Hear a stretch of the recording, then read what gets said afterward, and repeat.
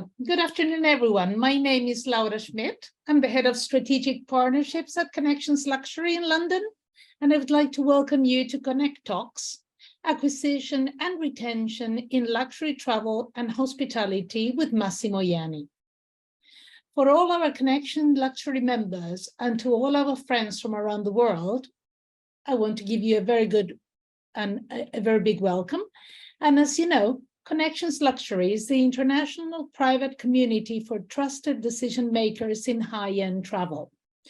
Everything we do is specifically designed in the Connections way of doing business, which is a pioneer networking concept combining one-to-one meetings and memorable experience to forge long-lasting business relationships. So,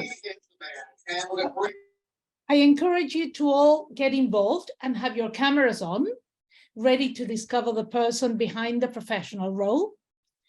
And before I introduce today's guest, I wanted to mention that today I am joined by my colleagues Jessica from operations and Pam from marketing, who will be sharing information, spotlighting our session, and will be interacting with you in the chat. There are other members of the team also attending the event. Please, I want to ask you to place yourselves on mute. And just for you to know, this session will last up to 1 hour and is being recorded. So if you have colleagues or friends who might find this ConnecTALKS useful, we will be distributing it in the coming days. If during the talk you have any questions, please do not hesitate to pop them in the chat box. So let's begin. In this ConnecTALKS session, we will be talking about a very hot subject, the issue of finding and retaining talent in the luxury hospitality and travel industries. Massimo Ianni is the founder of Massimo Partners, and he's a globally recognized expert in the luxury hotel industry, having opened some of the most iconic hotels in the world, including the Park Hyatt Buenos Aires, the Faena, Armani hotels worldwide, the Café Royal in London, amongst others. During this session, Massimo will share his insights on how to attract the best people and make sure they stay happily long-term at your hotel, DMC, or travel agency. Massimo will show you the evolution of this process and will be answering your questions and comments at the end. So that's all from me. With you, Massimo Ianni. Thank you very much, Laura. A great pleasure to be here today and have the opportunity to discuss such a pertinent topic at our times in our industries. When Laura decided to invite me, it was a great pleasure, first of all, to reconnect with her because we have a common past, not so many years ago, just a few years ago when we opened the beautiful Park Hyatt Buenos Aires. And I must say that when I think about the back of the 40 years that I've spent in this industry, definitely if there is one element that has changed totally is our relationship with our colleagues. Of course, we all know that our guests are constantly changing, but if there is a new challenge, that is part of what I believe is exactly the reason why we're all enthusiastic about this industry, is how to relate actually to our colleagues, and particularly in how to attract them and how to retain them. So I couldn't really think of a more hot topic to discuss today and share with you. To start with, we'll start with the presentation, and I thank my colleague Larissa to start sharing the presentation itself. I would like to challenge you by asking you two questions. And the two questions basically, where are you sitting at the table? I think we always felt that most probably as leaders of our industry, we were sitting in a very specific spot. But today, I think we should ask ourselves, are you interviewing or are you being interviewed? Are you retaining or are we chosen as an employer? I think those are the strategic questions that we have to ask ourselves in order to respond to what is basically happening. We have taken some statistics from the Gallup report, and I think this is very, very clear number that shows us that 59% of our colleagues are actually quite quitting. And this is quite concerning, because clearly it means that there's a lot of people that just realize that these industries are no longer attractive. Particularly, we suffer a lot of it in hospitality, but I know that it's very much the same in terms of the tourism industry. And I think what is even more interesting is to understand, when we ask these people that are just living, and I know that literally I have colleagues that are telling me people are just not showing up to work anymore. We used to service our notice, or we used to at least accept to have exit interviews. This doesn't seem to be any longer a practice. And when we ask these people that are quite quitting, what is the main reason? What would have changed their opinion of their minds?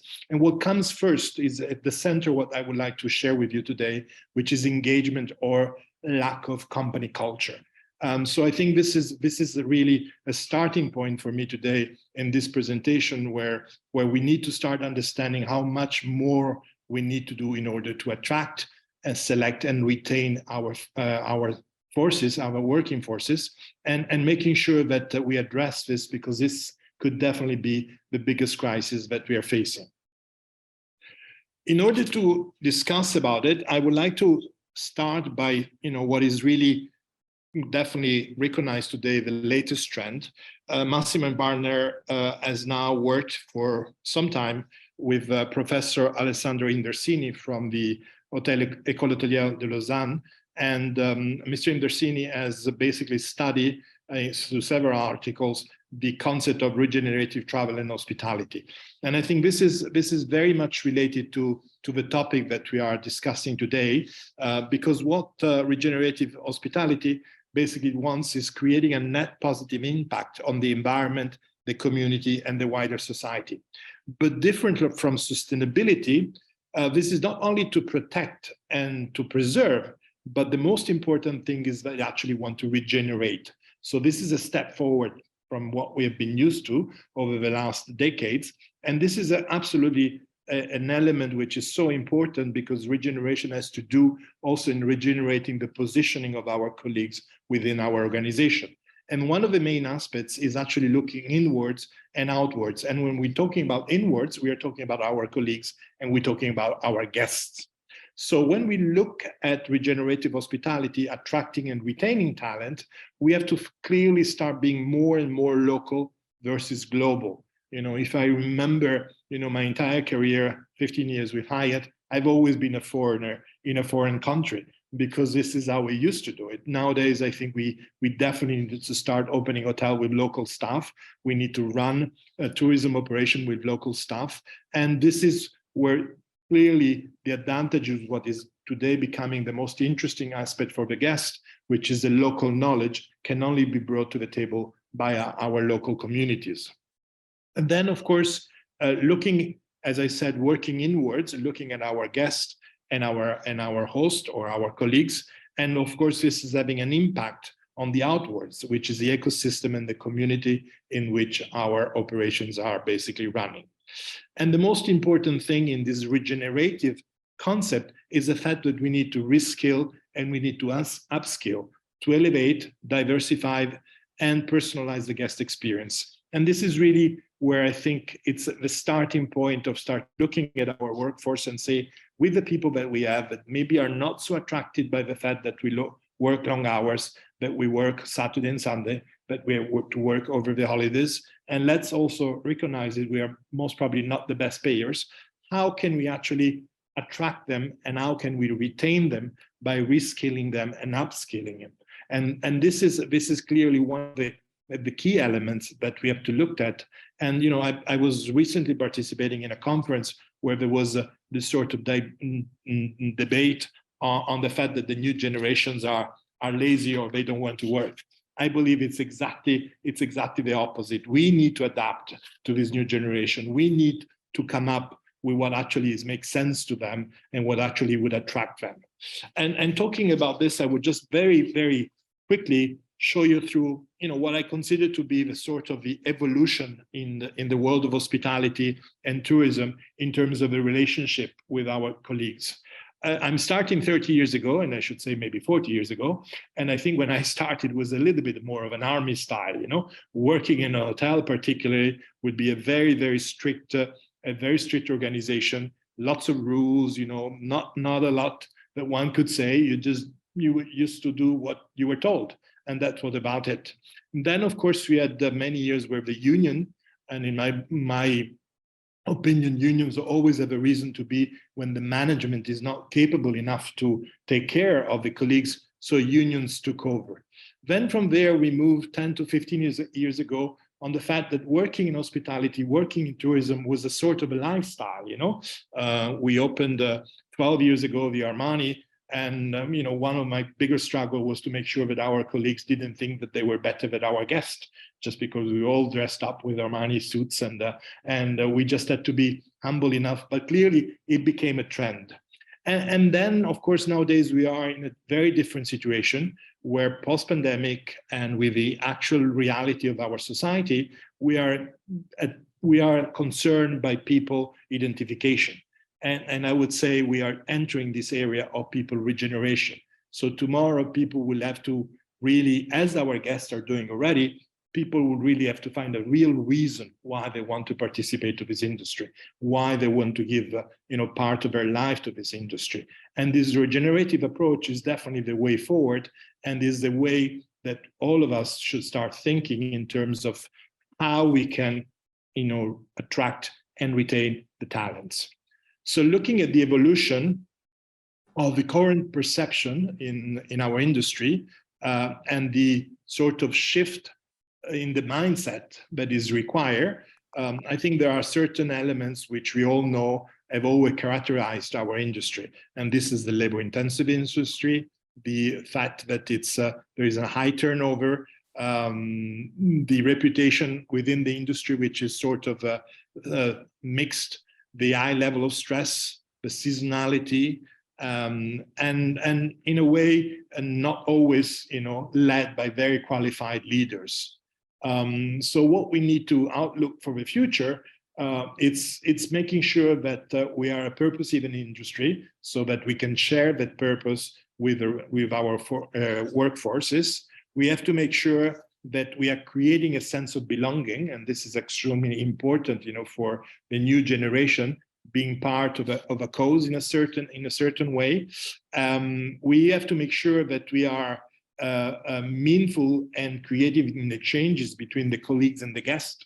I think, unfortunately, particularly in hospitality, we have lost that sort of concept of, if I'm here, I make a difference, maybe through too many standards, maybe through the fact that the transitions have become easier and easier, and also sometimes been replaced far too hard by technology. We have lost a sense of human touch, and I think this is something that definitely needs to be brought back, and of course, also thinking of the way of making our destinations, go beyond the seasonality. I think we have never spent enough, and I was privileged to be one of the very first training manager within Hyatt organization, and the word of training and the word of development is still, unfortunately, not that present within our industry. And I think we definitely need to make sure that we spend and have the resources available in terms of learning and development. And of course, also making sure that the formats of the hotels working on their well-being is also focusing on our colleagues that are working there. So I think what we really want to make sure, if we can go on the next slide, is that this shift in mindset, first of all, starts with the schools and university, to provide a more realistic expectation on the first job, making sure that we understand the values that the new generations are embracing, also making sure that we are communicating with our workforces and making sure for them to have something to bring to the table, for them to be actively participating, to the success of the vision, the mission, and the values that they need to be constantly brought into the all interaction. And as I said, and I want to stress it again, really making sure that we invest sufficiently in terms of learning and development, because almost for sure, these are the activities that are going to pay back. Many times in the work that we do, we are constantly sort of listening to the same stories and say, oh, we have a high level of rotation, people don't stay, people leave. And I always sort of say the same, I say, if we would spend more money, investing in learning and development, for sure we will retain people. And actually the cost of a high rotation could be definitely offset, with more investment in that area. I would like now just very briefly to share with you some tips. This is a sort of a high level tips, but I think those are the tips that I can see that are working in our industry and hopefully, can relate to your individual realities. So the first one, I think it's, we are still unfortunately not very clear in our offer when we start with a new colleague. I think we need to spend more time, clarifying not only what the job description, traditionally in hotel, we work on job description and job profile. Let's start thinking a little bit more what that person can contribute to the mission, the vision, and the value of the hotel or the tourism industry sector. I think if that person understands that from the very beginning, we're starting on the right foot, okay? Then clearly through the process, as I said before, my opening question was get ready to be interviewed, Very recently, I was just looking at the training courses that we have given for many, many years on interviewing skill. And I said, the only thing that we could do with that is throw in the chimney, because they're absolutely not relevant anymore because they're interviewing us. So we need to be ready for that. We need to be ready with the right answer. Then another suggestion that I have, and we have done a lot in many, many projects that we are running, actually looking outside of the industry. Sometimes there is a lot of great talents, that could come from parallel industries. And as long as I think the attitude is the right one, let's face it, I think, the learnings from a technicality point of view are relatively easy to be picked up. So let's not focus only within our own industry, but also let's look outside of the industry itself. As I said before, reskill and upskill. We better invest on the people that we have among us, and making sure that maybe somebody that has a different interest can be trained in a different position. And of course, also saying, okay, let's see the people that are really motivated and use them, promote them. How many times, unfortunately, we're looking for talents outside when we might have a talent inside? At the same time, we have to be very careful. The best rated doesn't become automatically the best Maitre d'. So this is something that, of course, we need to take into consideration. Then another thing which particularly as hotelier, and I take the blame for it, we have never done very, very well. We have this amazing say that they should serve the people like if they feel at home, but some of our employees actually don't feel at home. And why don't we take the time? I visit a lot of hotels where you ask somebody from the reception if he ever stayed at the hotel, or you ask a waiter if he ever tasted the food that they're serving, and this doesn't happen. And again, is it a budget reason? Well, the money that we're losing because of turnover is much higher. So let's focus on that. We have the tools, we have the environment, and I don't think that anybody can perform well if it doesn't really feel exactly as what the guest is supposed to feel.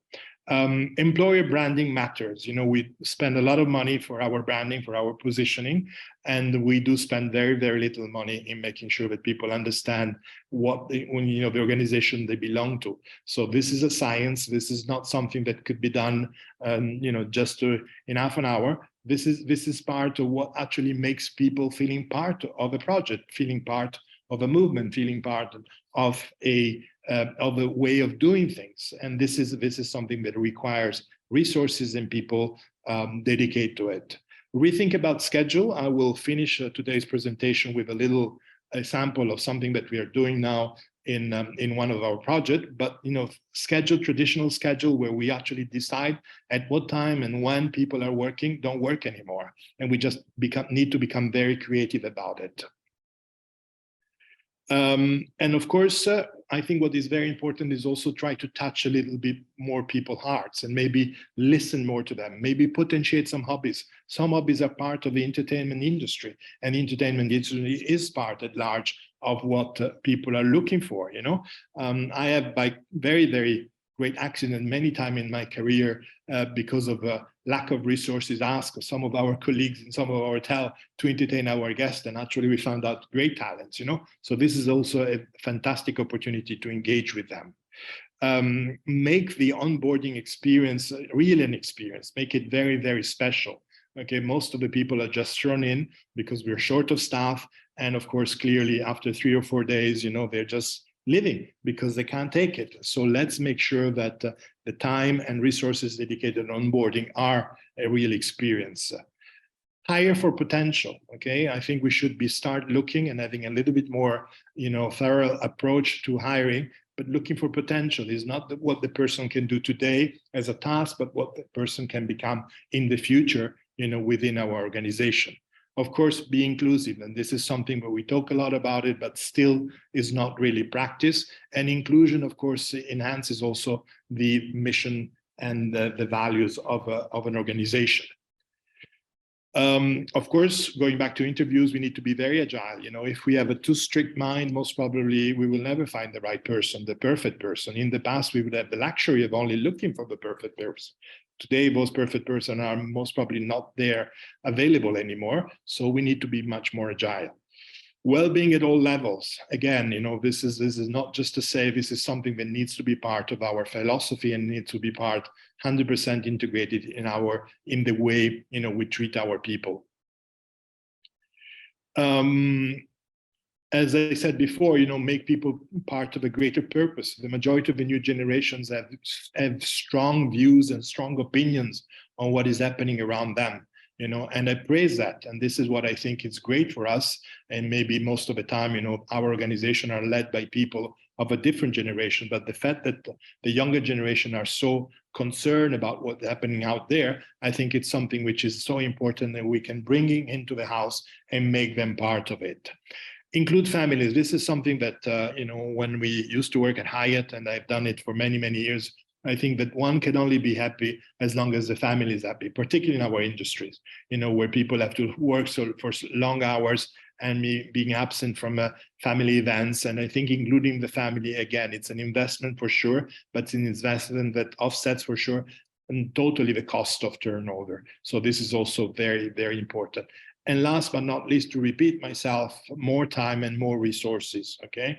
I'm still shocked by the fact that the majority of large organizations with 200, 300 people have only a couple of people in human resources. This does not work like this, okay?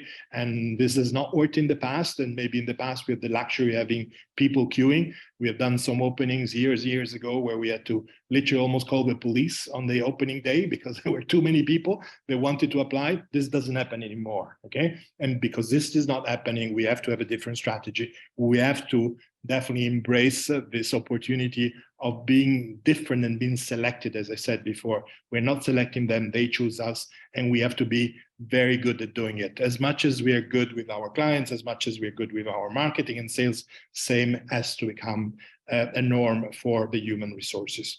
Very briefly, because I think I'm just getting right on time, I just wanted to share 2 samples of something that I've come across in our present work. First of all is a gentleman in France, actually a self-taught restaurateur, that because of COVID, he was running into this constant problem of 1 night full and the following 3 nights empty. He basically decided to just go away from the traditional organization, and he basically hired people as restaurant operators. So with the exception of the restaurant manager and the executive chef, everybody else would go through a process of starting by, dishwasher, and then become a host, and then from a host, an assistant waiter, and then a waiter, and then an assistant chef and a chef. So basically created a new career for people, having the opportunity to stay much longer because you would progress through the ranks and get to know 360 degree what the role of a restaurateur is. And of course, every time you pass, and I think an average is 3 to 6 months, every time you pass one of these positions, you get higher credits. Therefore, once you have finished within the first 3 years, the full scope of responsibility of the restaurateur, you get the higher salary. So this is a great combination of thinking out of the box, not thinking about traditional tasks, not thinking about traditional job description, but just looking at a greater opportunity for someone that gets into the industry. And the second one is a flexible scheduling, where basically you decide values of shifts, and those shifts are put on a Friday at an auction. And if I decide to take the toughest shift, which most probably for younger people will be Sunday morning breakfast after you're gone out all Saturday night, okay, that shift will be worth more than the Wednesday afternoon shift, okay? So again, this means, of course, having more people, more uniform, more locker rooms, so on and so forth, but having people motivated. And of course, you attach a money value to this different shift. Minimum shift required, maximum shift required to make sure that everybody is in a fair situation. But this is, again, something new, something absolutely different. And the last one I want to share with you, I recently visited a small, beautiful hotel in Italy, and the owners have just decided to close Monday and Tuesday because they said, you know what, we rather have everybody on site, 5 days a week, give a perfect service, actually have them ready to perform at the very best, and most probably also sell more than just trying to have two crew and people off on Monday, Tuesday, because we just don't have enough staff. So even the paradigm of an hotel that opens and never closes is gone. Okay, so our industries are definitely going through a very, very innovative moment. I don't call it difficult moment. I think I call it a challenging moment, and a moment that required from us at the management level a different approach. And I will be very happy after this short break to answer some of your questions or some concern, or exchange some of the ideas related more specifically to your own businesses. Thank you very much for listening. And I guess we'll be moving into the breakout rooms. Yes, hello. Hello, everyone. Good to see you. Welcome to the ConnecTALKS. Thank you, Massimo. It was really, really, really insightful. It was actually really interesting, and some ideas actually for our own team have popped up. I love the last ideas that you gave, and also the different suggestions that you have given to us. So thank you for that. Really, really insightful. What I think now we're going to do, as we always do in the Connections way, is to break out into groups which you will be assigned to. Jessica, my colleague Jessica, will put you in a group.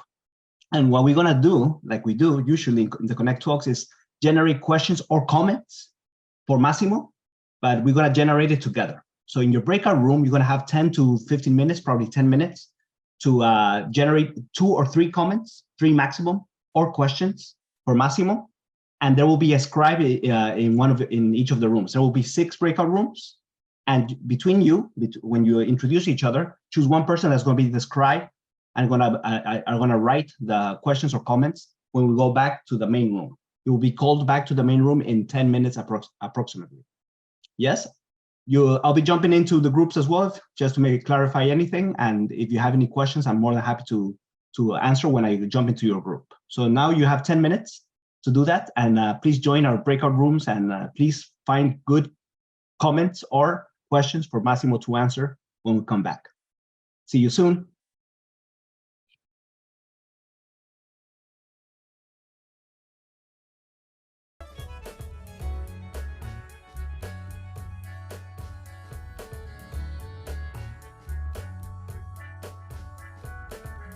Hello, everyone. I hope you're enjoying this music.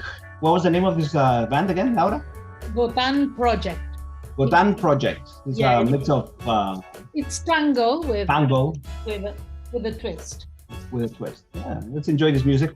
I want to ask the scribes of each of the groups to write on the chat the room number and the 2 or 3 comments. So while you listen to this music, let's write it. Let's write on the chat. Here's Larissa. We have room number 1 already. Yes. And we have the question for room number 2 that Tiago wrote already. Perfect. So I'll give you a minute. You can enjoy to this music. You can dance if you want as well. Dance is allowed. It's fine.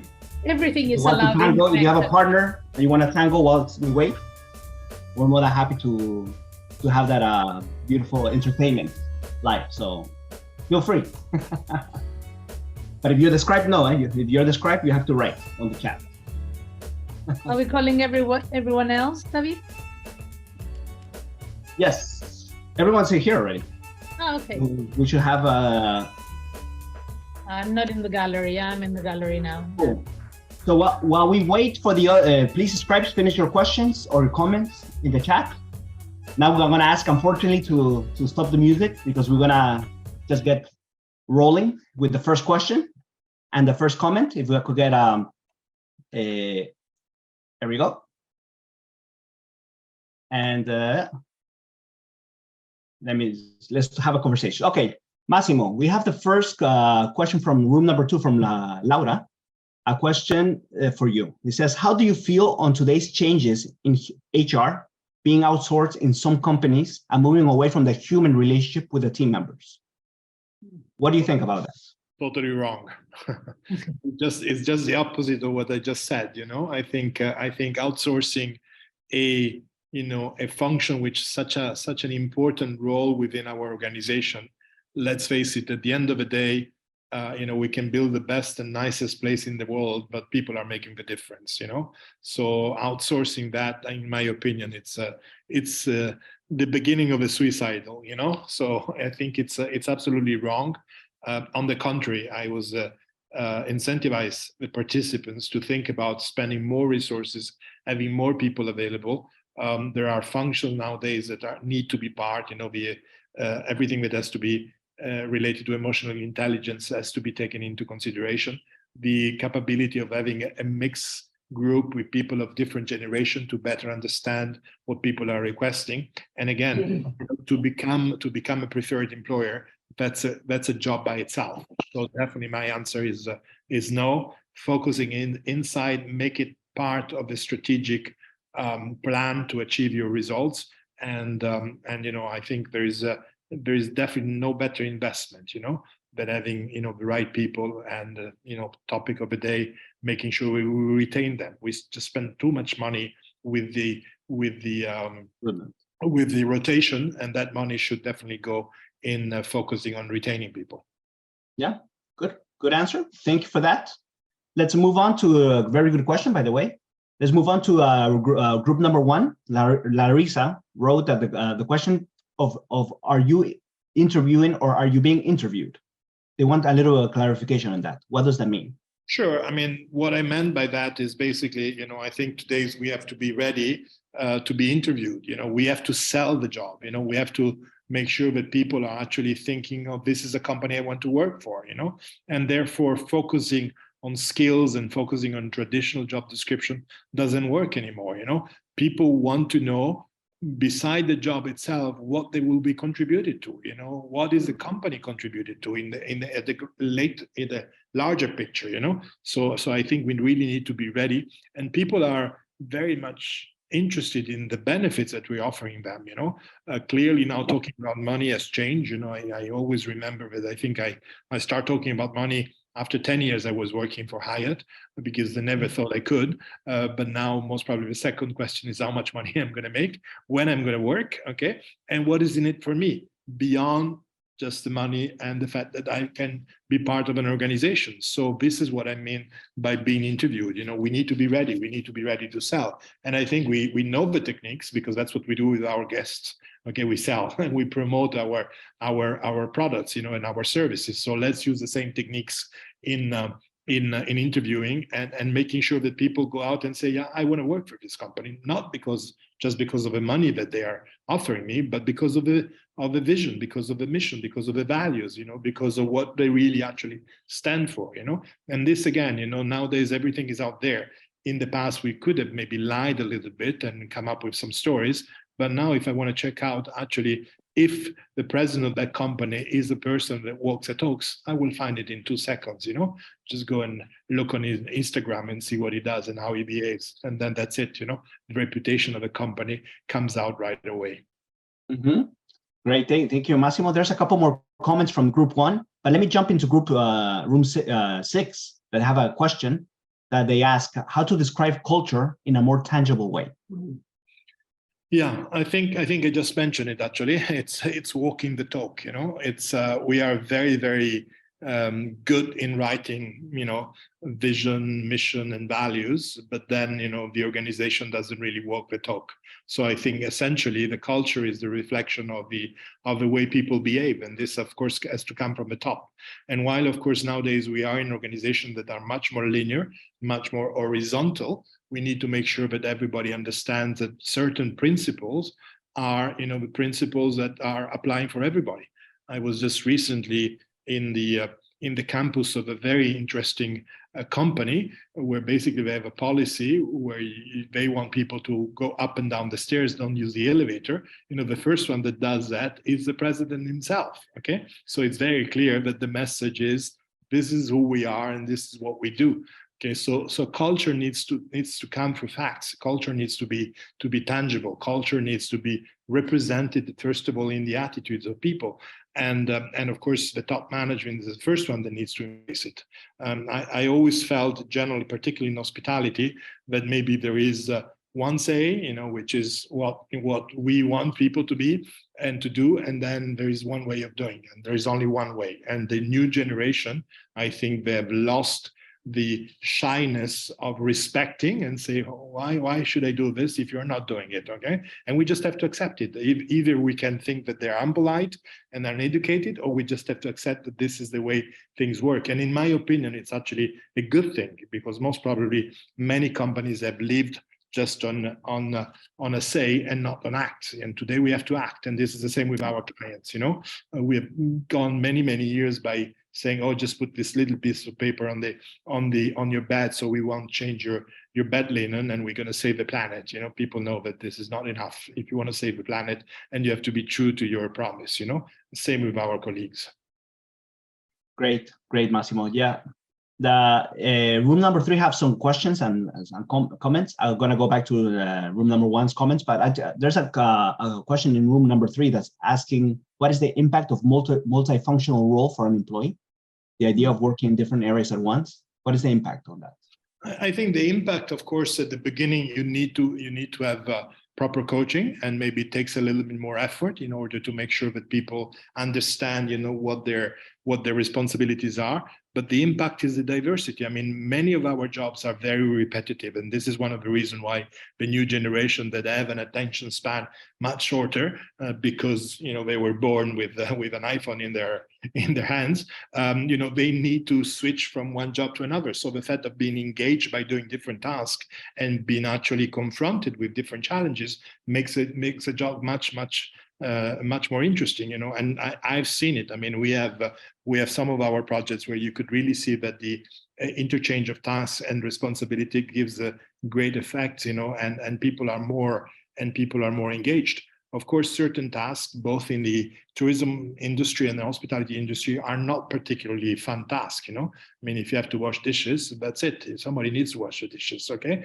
But if you have to do it for the rest of your life, it's one thing. And if you have to do it maybe for 4 hours a week, it's a complete different thing, So I think, and this is also gives a much more relevant understanding of the entire organization, because this is also another problem that we have in our sector, that we divide too much the jobs and people don't get the big picture. And nowadays, again, somebody that is 20 years old that is convinced, and rightly so, that he could do something to save the planet, if his only task is to carry full plates and dirty plates, is not going to be enough, so we just have to understand that. Okay, very, very interesting. Yeah, we have had it internally in Connections, these kind of discussions as well, so that's a very interesting fact. Yeah. Can you expand on the statement of creating a sense of belonging and creating a community to drive retainment forward? Can you expand a bit on that? I mean, there is nothing stronger than to be identified, within the team. So I think also making sure that the team itself creates a sense of belonging, and how much time actually do we spend with the team outside of the working time, I mean, I know of organizations that now are paying for people to participate in trainings and pay people to participating in activities outside the working hours, because again, this is the only way to retain these people.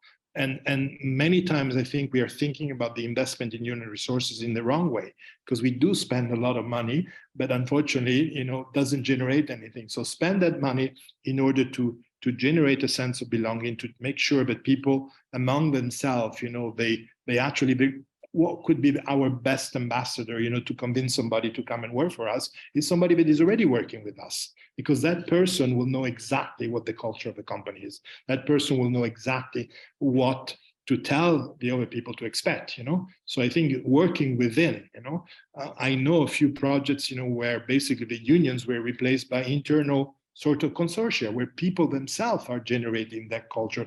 People themselves are responsible for creating, let's say, the year-end party, or maybe to have a fund to support somebody that is in trouble, And this is the best way to actually create a company culture, within the organization itself.